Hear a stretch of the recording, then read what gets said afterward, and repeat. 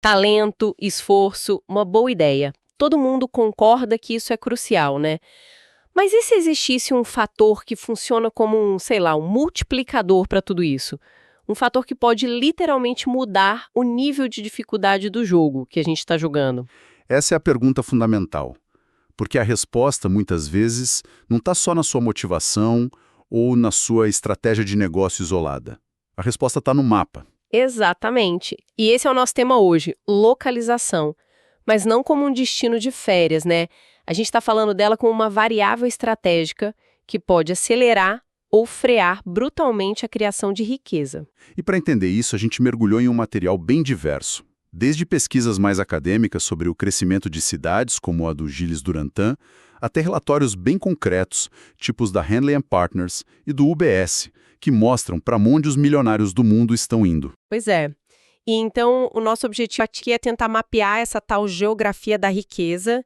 Vamos entender por que o lugar onde se está importa tanto, olhar para casos que provam esse ponto de forma, assim, gritante. E, claro, explorar as estratégias que os mais ricos já usam e o que o futuro reserva, principalmente num mundo que, à primeira vista, parece cada vez mais sem fronteiras. Ótimo. Vamos começar a desembrulhar isso.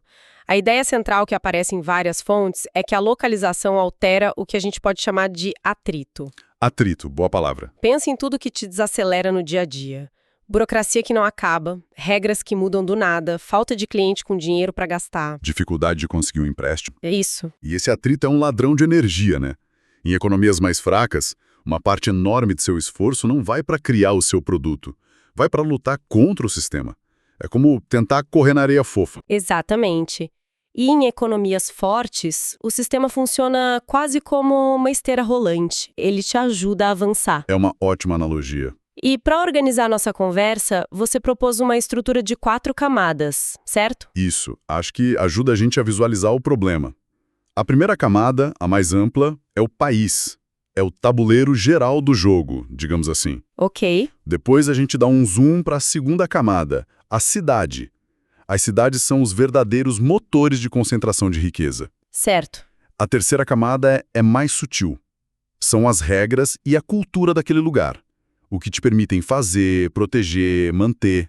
Ah, interessante. E, por fim, a quarta camada, que é a estratégia mais avançada, a geoarbitragem, que é basicamente a arte de combinar o melhor de vários mundos. Ótimo.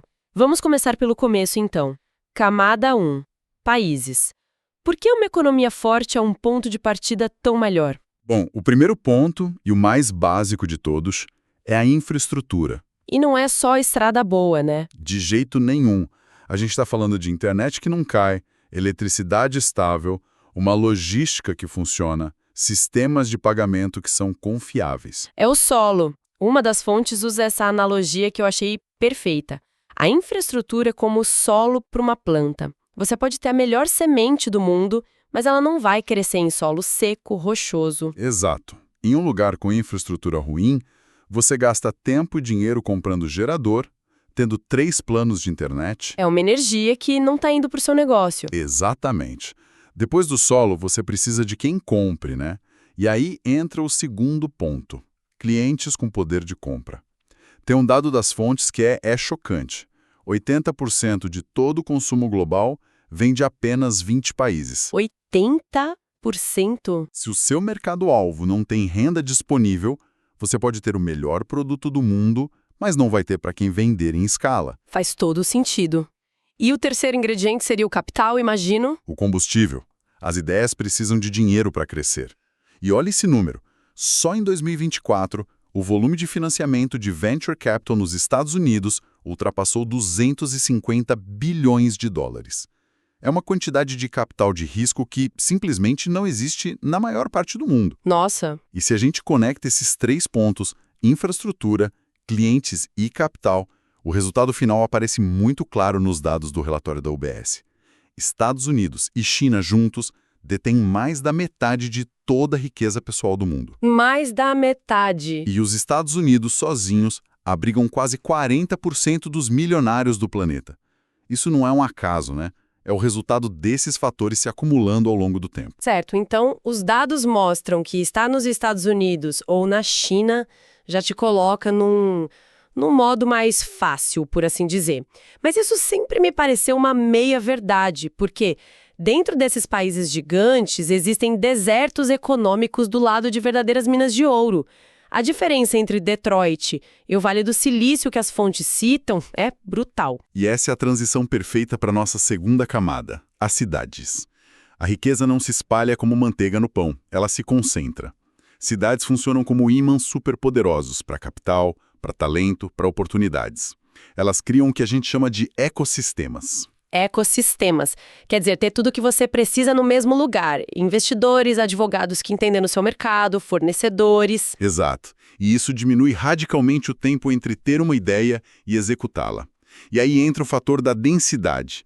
Estar num lugar denso gera mais colisões de alta qualidade por semana. Colisões de alta qualidade, gostei. É aquele café que vira uma parceria, o encontro no elevador que vira uma reunião. A densidade na prática comprime o tempo. O que levaria um ano para acontecer num lugar isolado pode acontecer em um mês num grande centro. É uma ótima observação. E o curioso é que o mundo digital tentou replicar isso com eventos online, redes sociais, mas parece que nunca conseguiu o mesmo efeito. Parece que ainda existe uma mágica insubstituível em estar fisicamente no mesmo quilômetro quadrado. Sem dúvida. E isso acelera brutalmente os ciclos de aprendizagem. Você absorve as regras não escritas de uma indústria muito mais rápido, porque você está almoçando, jantando e respirando o mesmo ar de quem já domina essas regras. E os exemplos das fontes são muito claros sobre isso, né? O Vale do Silício versus Detroit. Mesmo país, mesmas leis federais, mas um ecossistema focado numa indústria antiga entrou em declínio, enquanto o outro, baseado em tecnologia, criou empresas trilionárias. E o caso de estudo definitivo, que é quase um experimento de laboratório. Coreia do Sul versus Coreia do Norte. Sim, esse é incrível. O mesmo povo, a mesma cultura, até os anos 50, um país se abriu para o comércio global, para a inovação, e hoje a gente tem Samsung, Hyundai. O outro escolheu o isolamento total. O resultado é um dos contrastes mais radicais da história moderna. A principal variável foi o sistema. E até dentro de um país que cresce muito como a China, o padrão se repete. A riqueza não está espalhada pelo interior, né? Ela está massivamente concentrada nos centros costeiros. Pequim, Xangai, Shenzhen. São eles os motores. E a pesquisa do economista Gilles Duranton nos dá a base teórica para isso. Ele mostra que o crescimento das cidades é impulsionado por 4 motores principais. Um é a infraestrutura, outro é a qualidade de vida do lugar. O terceiro são os efeitos de aglomeração, que é justamente essa concentração de talento e capital que a gente estava falando. E o quarto são tecnologias e choques que podem favorecer uma indústria local. É a ciência explicando a mágica desses ecossistemas. Entendi. Então, primeiro você escolhe o país, o hardware, depois a cidade, que é o processador, mas estar lá não é o suficiente, certo? Porque cada lugar tem um manual de instruções completamente diferente. Perfeito. Essa é a nossa terceira camada. Regras, leis, impostos e cultura. O primeiro pilar aqui, e talvez o mais importante, é o Estado de Direito. Previsibilidade. A pergunta é simples. Você pode proteger o que você constrói? Certo. Um dado das fontes que é assustador compara o tempo médio para fazer valer um contrato. Em Singapura, são 120 dias. Ok, 4 meses. Na Índia, mais de 1.400 dias. E o quê? Peraí, mais de 1.400 dias? Isso dá quase 4 anos. Quase 4 anos. Imagina a frustração. Você passa 4 anos da sua vida esperando uma decisão judicial que deveria ser simples. É uma energia que podia estar sendo usada para criar algo novo, para contratar pessoas. Exatamente. É impossível planejar a longo prazo num ambiente assim. Depois da previsibilidade, vem a matemática pura dos impostos. A questão não é só quanto você ganha, mas quanto fica no seu bolso. Mônaco com 0% de imposto de renda é o exemplo clássico. O exemplo extremo, né? Mas há casos mais estratégicos. A Irlanda, que as fontes citam, é um deles. Eles usaram uma taxa de imposto corporativo super baixa, de 12,5%, para atrair gigantes como Apple e Google. Essa única política transformou a economia do país inteiro. E tem a camada mais invisível, a cultura. Essa é fundamental. É o manual de regras não escrito. Como aquele ambiente lida com a ambição. E, mais importante, como ele lida com o fracasso. Nos Estados Unidos, uma falência empresarial pode ser vista como uma medalha de experiência, um aprendizado. Um pivô. Isso. Em outras culturas pode carregar um estigma social tão pesado que desincentiva qualquer tipo de risco. A cultura define o tamanho das suas apostas. Certo. O que nos leva à quarta e última camada, que parece ser a estratégia mais sofisticada de todas, a geoarbitragem. A ideia, pelo que eu entendi, é parar de pensar na vida e nos negócios como um pacote fechado de um lugar só e começar a montar as peças como um Lego, pegando o melhor de cada jurisdição. É a aplicação consciente de tudo o que a gente discutiu. Em vez de aceitar o pacote completo de um lugar, você escolhe as peças que te favorecem. E as fontes mostram que existem alguns padrões bem comuns, né? O primeiro e mais conhecido é o pessoal. Ganhar numa moeda forte, dólar ou euro, e morar num lugar com custo de vida mais baixo. Sim, esse é o nível 1. O ganho no poder de compra é brutal. Depois vem o nível empresarial. Você abre sua empresa numa jurisdição com leis corporativas claras, impostos previsíveis. Delaware, nos Estados Unidos, é um exemplo clássico. Ou a Estônia, com o e-residency. E aí tem a camada da equipe, contratar os melhores talentos globalmente, onde o custo-benefício faz mais sentido. Isso. E, por fim, a camada do mercado. Não importa onde você, sua empresa ou sua equipe estejam, você vende para os mercados com maior poder de compra. Aqueles 20 países que concentram 80% do consumo. E isso não é só teoria para nômades digitais, tá? Está acontecendo em escala massiva com grande capital. Os dados da Henley & Partners sobre migração de milionários são a prova viva disso. A projeção de que mais de 10 mil milionários deixaram a China e que milhares se mudaram para a Austrália e Singapura, só em um ano. Isso não é acidente. É geoarbitragem em escala macro. Exatamente. As pessoas e o capital estão votando com os pés, escolhendo ativamente os sistemas que oferecem mais vantagens. Claro que isso tem desvantagens. As fontes mencionam o custo de vida altíssimo nesses polos, a competição que é feroz. As regras de imigração. Sim, que podem ser um pesadelo. E talvez o mais importante, o custo social de deixar sua família e sua rede de apoio para trás. Não é uma decisão simples. De forma alguma. A localização é um multiplicador, mas ele multiplica tanto uma boa estratégia quanto uma má. Se você se muda para um lugar de altíssimo custo sem um plano, o resultado pode ser desastroso. Isso tudo pode soar como um jogo só para os muito ricos, né? Ou para os super talentosos da tecnologia. Mas o que as fontes indicam é que a tecnologia está, aos poucos, mudando as regras para mais gente. A grande questão é, para onde isso tudo está nos levando? A gente está vendo a ascensão do que podemos chamar de economia sem fronteiras. A tecnologia está diminuindo o atrito da distância.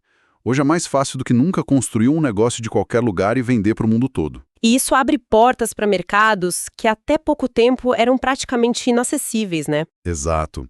As fontes destacam o crescimento explosivo de alguns desses novos mercados. A Índia, por exemplo, com seus 880 milhões de usuários de internet, os setores de tecnologia e fintech de lá estão crescendo a uma velocidade impressionante. E o caso da África que você mencionou? O caso da África é fascinante, porque eles estão pulando etapas tecnológicas. A adoção de pagamentos móveis por lá foi tão massiva que transformou celulares simples em agências bancárias. A projeção é que o continente terá 500 milhão de consumidores de e-commerce até 2025. Peraí, 500 milhão. Isso é quase o dobro da população do Brasil. O que isso muda na prática para quem está pensando em um negócio digital hoje? Muda tudo. A oportunidade está em entender as necessidades locais. Não é só traduzir um produto americano. É criar soluções para a logística local, para os métodos de pagamento locais, para a cultura de consumo local. É um mercado consumidor gigantesco surgindo em poucos anos. E o mesmo padrão se repete no Sudeste Asiático, na América Latina. Onde uma nova classe média está criando uma demanda gigantesca. Então, o que isso significa na prática é que a localização continua sendo um multiplicador, mas agora a gente tem mais controle sobre essa variável. Exatamente. O roteiro prático mudou. Não é mais sobre fazer as malas e se mudar para Nova York amanhã. O primeiro passo pode ser pegar emprestado ecossistemas digitalmente. Entre em comunidades online, trabalhe remotamente, aprenda as regras não escritas à distância. E depois, talvez usar viagens curtas e táticas. Não para tirar férias, mas para testar o terreno. Passar um mês num lugar para fazer contatos, sentir o ritmo da cidade. Tratar a localização como mais uma variável de design da sua carreira ou negócio. Perfeito. O que nos deixa com algumas lacunas de conhecimento importantes, sabe? Perguntas que as fontes abrem, mas não respondem totalmente. Manda. Primeiro, como as políticas de imigração para profissionais qualificados estão evoluindo? A gente está vendo uma competição global por talento. Quem vai ganhar essa corrida? Boa pergunta. E a segunda? Segundo, além dos impostos óbvios, quais são os custos ocultos? Complexidade regulatória, instabilidade política. Às vezes o imposto é baixo, mas o custo de operar é altíssimo. Faz todo sentido. E a terceira? Será que cidades menores vão conseguir criar seus próprios microecossistemas para competir com os grandes centros? Ou a força gravitacional de lugares como Londres, Singapura e o Vale do Silício é forte demais para ser quebrada? Essa é a questão de $1 trilhão. Perguntas excelentes para ficar aí no radar. Então, se a gente for resumir a ideia central de hoje, seu talento e seu esforço são o motor do carro, mas a localização é o terreno. Escolher um terreno mais plano, asfaltado, não garante que você vai vencer a corrida, mas aumenta drasticamente suas chances de chegar mais longe e mais rápido. Exato. E para deixar um pensamento final, por quase toda a história da humanidade, seu local de nascimento definia seu destino econômico. A gente está entrando numa era onde o seu local de nascimento digital e a sua escolha estratégica de localização física podem importar ainda mais. A grande questão não é mais apenas o que fazer, mas talvez, e cada vez mais, de onde fazer.